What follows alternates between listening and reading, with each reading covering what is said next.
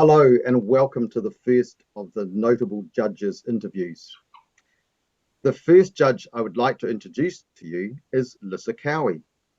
LISSA is the only one out of the four judges who actually lives here in Nelson, and we feel very lucky that she decided with her family and her cello to come and settle here some 12 or 13 years ago. She brings with her a wealth of musical expertise and experience and contributes fully to Nelson's and generously to Nelson's musical life. And I think we'll now get on with the interview. So lovely to see you, LISSA. And of course, I could actually come and meet you in person because we do both live in the same town. Um, but I'm a bit lazy. So we'll just go with it. We'll go with the Zoom meeting, I Thank you. think. That's a lovely introduction, Joel. Thank you very much. No worries. I have come up with four questions that I'm going to put to each of our judges, which will help us understand a little more about their backgrounds and what makes them tick as a musician. So, LISSA, are you ready for the first question? Yes, indeed. Okay, well, what inspired you to take up an instrument? Well, I was just having a bit of a think about that, and I just remember listening to music from a very young age, all sort of music I could get my hands on, and but I remember in particular my parents having a Reader's Digest set of records of the sort of most well-known classical pieces.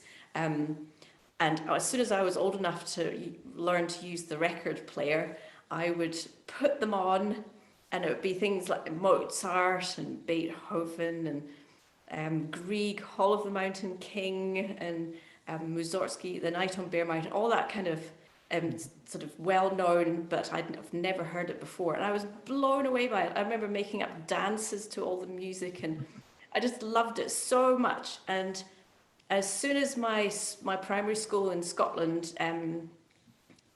offered free music, free lessons for various instruments, and there was a spot available to learn cello, and I thought, oh yes, I want to do that.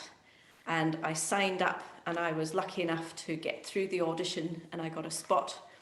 And there was just no holding me back at that point. It was just the most wonderful that every week I'd get new music, and I joined the little string group that was at school, and then in the bigger school we went on to the bigger orchestra.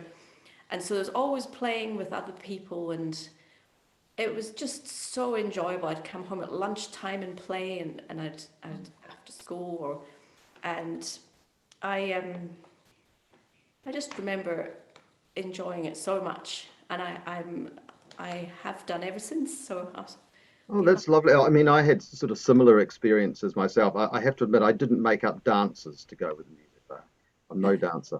But it certainly, I do remember some early pieces like Beethoven's Pastoral Symphony, and there was a wonderful piece. It was a slow movement from a Bach concerto that used to start this program every afternoon called the John Gordon Show, and it just moved me almost to tears every time I heard it. So we both sort of had that experience of music really, I think, moving us and And feeling really, I'd never heard live music, and in particular, I hadn't heard live classical music until I was after I'd started playing the cello. yeah. And I remember that as well. The first time I heard live music was a string quartet that Hmm. came from Edinburgh, and they come round all the little villages round where I lived and put on a little concert for the school children, and I was blown away by it. It was just the most amazing thing. Yeah. And we've done all these ourselves now, so we know that it's just you go off and you play to schools and it's lovely. And but I just from the other end, I just remember being so excited to hear people producing Yeah. this amazing music together, and it just it stuck with me as well. So And there may only be three or four kids in that class that it affects the same way. You know, it is amazing how music affects people differently, isn't it? yeah, Yeah. yeah. Okay, thank you for that very full answer. It's really interesting. And now, can you tell us about competitions you have entered or been involved in other ways? and how you found the experience. Well, I've been, as I'm sure all of us, I've been in a lot of competitions over the years as a student in Auckland and then in London, and then after being a student, sort of piano trio competitions in London and Manchester and all these different places. And the ones that I found positive were the ones where we had really good feedback Hmm. from the judges, and we felt that they'd been fair Hmm. with how they'd given us the feedback and also maybe the placements or whatever. But I've always sort of felt that um, you know, competitions, I know we have to choose a winner, and that can often be quite difficult because everybody's playing so well and so beautifully. But as Mm. long as people can come away with positive feedback, then I think the judges have done a good job. Yeah. And we think you do a good job, Lissa, for Notable. So thank you very much. You are all fantastic. Um, right. Well, that's great. And the third question I have for you is, do you have any heroes? And these can be musical or otherwise, Ooh. past or present. Aha! I haven't thought of any non-musical ones, so I'll probably That's think a, of after you've finished. I'll think of all the ones, the could other be ones. like Captain America or something, or Batman. Black Widow. Yeah. So yes. Well, I was thinking. My first cello heroine was Jacqueline Dupre. Oh, yeah. I do remember watching her on the TV as a small child on a Sunday morning or something, and black and white, and she was giving a masterclass from a wheelchair, and you could just Mm, feel everybody's grief almost in the room, mm, and it was just a really, and she obviously was still able to give a master class, but it felt really poignant, and but mm, I always have enjoyed listening to her CDs and hear her play. And then more recently, Yo-Yo Ma is definitely mhm, one of my heroes. I think, as well as being an amazing cellist, of course. mhm. I just love the way he collaborates so beautifully Yeah, yeah. with everybody. Like most, for me, I felt very lucky to see him perform in Christchurch a couple of years ago, where he was Right. collaborating Mm, with the Ngā Tahu iwi in Christchurch, and okay. it was just beautiful the way. And I think that's what music's all about. It sort of transcends countries and languages and Yeah. Yeah, everything. sure does. Brings Yeah. people. I'll throw in an extra easy question for you. A favorite cello piece? Oh well, you see, that's a hard one because Oh, sorry. I Depends on the day, probably. it does. It depends on the day. I mean, you can't go wrong with Bach. No. I find a bit of Bach is always good for the soul. Um, but oh gosh, I mean, there's just so many. Concerto. Um, Favorite concerto? Oh, Elgar, I suppose. I mean, it's probably the first one I played, and Yeah. Jacqueline Dupre as well. My Yeah. favorite recording.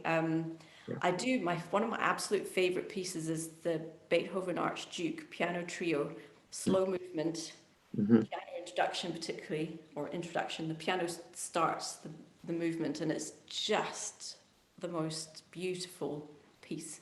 Yeah. Yeah. For beautiful pieces, but yeah. So Thank you for that.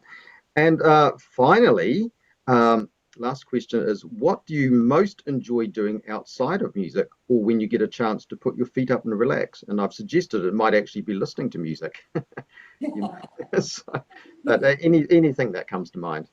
and I suppose as well as that, I obviously really like reading, and I'd really like getting outside in the fresh air and walking. Um, we used to do a lot of walking before children as well, and now they're old enough.